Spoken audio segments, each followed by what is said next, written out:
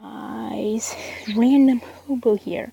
We are going to be doing a new series, maybe, I don't know, where it's called of a book series that I'll read, a choose your own adventure book series that I'll read to you guys if you even care. It's called Doomsday on Demand. It's one of my favorite apps and probably books I've ever read. So, yeah. If you guys like this, then I might make it a series. I don't know. So, yeah. Chapter 1, A New Dawn. Everything is calm and beautiful. The sun is shining so bright you can feel it on your skin, and you can even breathe it in. The birds are chirping, the grass tickles your ankles just enough to make you smile. Still, something seems a bit off. You take a final deep breath from the beautiful field before a loud alarm rings in your ears. You open your eyes and quickly snap back into reality before you smack the ringing alarm clock on the nightstand to your left. As you lazily sit up in your bed and rub one eye with your wrist, you look out of the window on your right. After double checking the alarm clock, you notice how the sun should be already have been up by 7:17 a.m. The mornings have slowly been getting darker every day since the war started. Thick, gray, foggy pollution blocks out the sun more and more each day. With new nuclear weapons being tested daily, you remember catching bits of information about the current state of the world. Things about breaking points, bombings, terrorist attacks, and many other things you either don't care about or don't understand. Maybe both, in some cases. As a 10-year-old, you quickly shrug the thought off and decide to get ready for school. A joyful moan leaves your mouth as you sit on the edge of your bed and stretch your limbs. And you then get up and walk towards your wardrobe, which is located right next to your currently closed door. Without hesitation, you open its doors wide and put on your favorite long-sleeve shirt. The sleeves are red, but the rest is black, so it looks like there are sleeves coming out from under a regular t-shirt.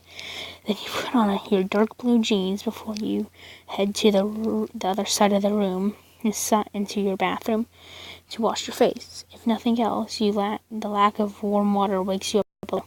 You pick up your dark red backpack from the feet of your bed. It's heavier since you not only have to bring your books to school, but survival equipment too. You double check if you packed everything and then head downstairs. Leaving the door of your room open, you can make your way down the stairs. You keep staring at the entrance of the house. As you do so, then turn left and walk into the kitchen to find your breakfast ready on the table, but your parents are nowhere to be seen. You drop your backpack on one of the empty chairs and hear a quiet chattering behind you from your parents' room. So, after that, there's a little decision you can make. Not like this book is full of these type of decisions. And then there's some bigger ones and smaller ones, obviously. So the decisions for this are sit down and eat or go check out what your parents are saying. So I'll decide to sit down and eat. That they must have a good reason for not coming out of their room just yet. You glance once more across the living room to your parents' closed bedroom door. With your footsteps muffled by your socks, you take a seat and begin shoveling in your breakfast. You take the last few bites and the door of your parents' room busts open. And you can hear your parents coming closer and closer. I'm telling you, Greta, the government isn't in control anymore, and I wonder if they ever have been. We are this close to having a nuclear war. Have you ever taken a look outside? As you hear your dad's voice. Calvin, all I'm saying is, your mother stops for a second when they reach the kitchen, and you turn around to look at them. Then your mother continues. All I'm saying is everything is fine. It is perfectly safe to go outside. The government keeps everything under control. She finishes and gives your father that look. You know that look well. They do that when something is probably not exactly the way they tell you it is. But even though you know that is, it still feels good to hear that everything is fine. You push the plate away and thank your mother for the breakfast. You grab your backpack and head towards the door. Hey, son, Didn't you forget something? Your dad walks to you and pushes a small, thick yellow card into your hand. It releases a loud, beeping sound and a green light, suggesting that it's on. This is the second time you've almost forgotten to bring your identity card. If they ever catch you outside without it, they will either take you to the refuge camp or implant it under your skin and seal it around the chip so it can never be taken out. Wow. Do you want any of that? Your dad rubs your back after he finishes. Ouch, you've heard stories about that. It's not that inflation process that hurts, but the sealing, especially if you attempt to take it out. No, it won't happen, I'm sorry, you say, and open the door to leave. Take care, honey, and be good today. I'm making your favorite meal for you. We love you, your mom says. Yep, your dad adds, now sipping coffee.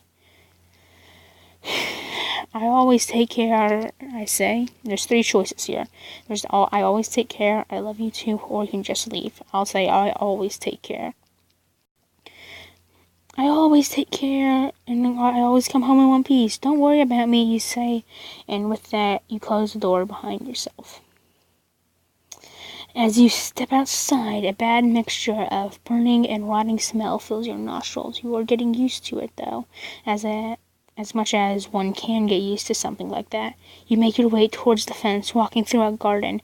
It has no living plants in it. You look at it and can't help but smile at how they made your regular fence into a barbed fence, with 2 guards standing on each side of the entrance. You glance back at once more at your orange-colored house with a red roof. While you were walking, you look down at your yellow identification card.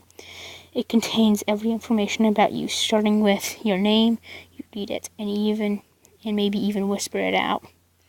Okay, so to find my name, I have a bunch of random cards and a hat that I'm going to pull out. There's obviously all of these. I put in the main ones: David, Adam, Jack, Carl, Alan. I have all those in, obviously. And a few others in. So, I'm not going to use my real name, obviously. It would be stupid. Along with random hobo, because that would also be stupid, because I actually want to do this legitimately. So, give me 1 second. Okay. My name is Fred. Fred Lafayette, you whisper it out and then continue reading. Gender, male, age 10, district, Ignopolis. The word Ignopolis always catches your eye for some reason. It always makes you smile. You've always had trouble pronouncing it. You remember when you've asked your parents its meaning? They said when things went south, people got put into districts based on their income and quality of their life. The Papua district is the lowest. People all have almost no rights. They are mostly live in small, crowded flats. There are more guards there than in any other districts. The dives, on the other hand, are at the top. They have all the rights, and the guards are there to protect them from whatever might come come in their vows, unlike on the lower district. And lastly, Ignopolis. It's the largest district, somewhat stands in between the 2 other districts. It's crowded with families who have an average income and quality of life. Now, they live in the flats and houses with small green gardens, including yours. The 3 districts are only separated by a huge wall surrounding each. The only way to cross them is by the gates leading from one district to another. As expected, they are heavily guarded. As you slowly approach the gate, a familiar guard walks close to you. Your ID, he says, holding up a small machine that reminds you of the handle scanner they use in airports until all traveling options outside the districts have been shut down. He was looking at you in his lightweight armor with no helmet. The other guard with heavyweight armor from the gate keeps looking at you, or at least you think he does that. Through his helmet with black eyes. You can't see, though. My options are, me? What? You've been here. Another one is, you've been here for a while, still don't know me. And then the last one, the one I'll be doing, is you extend your hand with the identification card towards him. He puts the scanner above your card and it beeps 3 times. He nods and gives your back a couple of firm pats. All right, Fred. You can go, he says, and you both walk towards the gate. We need some more obeying citizens like you. Maybe I'll let the commander know that the Lawfield family is one of those. You nod and give a small smile. When you arrive at the gate, you take a left turn and head towards your school. As you walk down the pavement, you pass some houses with 2 guards out front, similar to yours. You walk past the neighborhood's light green house, and the guard doesn't even look at you. The houses look very similar to one another, and the sun is still not up. It's pitch black, but you could use some light right about now. You walk deeper into the city, where the flats, apartments, stores, workplaces, and taller buildings are. Taking a look at the old stores and shops makes you frown. The vendors become very pushy, and everyone seems to work harder than ever. Even the once always smiling office workers run in and out of the buildings with their smiles now absent. They run by the government offices and overseers, which they're every step. Maybe that's the reason you check left and right when you cross the road to your school. Some cars and bikes pass by, nothing unusual. The couple of army trucks speed past you, packed with what seems to be soldiers. As you arrive at the school, you sigh at the sight of the barbed fence surrounding it. The extreme amount of guards patrolling around it are upset too. As you approach the entrance, when a familiar face smiles at you from school hallway. Bradley, your oldest friend, and your new friend Abby. You smile back and are about to make your way inside when a hand on your shoulder from behind stops you at the entrance. You have been selected for a random search. Step aside and put your hands on the wall, a firm voice says, and gives you a slight push. My options are, what do you think I'm hiding? A gun? Another one is cooperate. And the last one is resist. I'm going to cooperate. You obey and put your hands on the wall. He searches through you and yanks your backpack open to take a look around in it. All right, you're clear, scum. Go now and stop wasting my time. With that, you nod and walk inside the school towards your friends. Inside, Bradley greets you with a friendly hug and mentions that he's still taller than you, making you both smile. Abby stands there slyly, messing with her long blonde hair as usual. You did good back then. My dad said it's better if you just do what they say.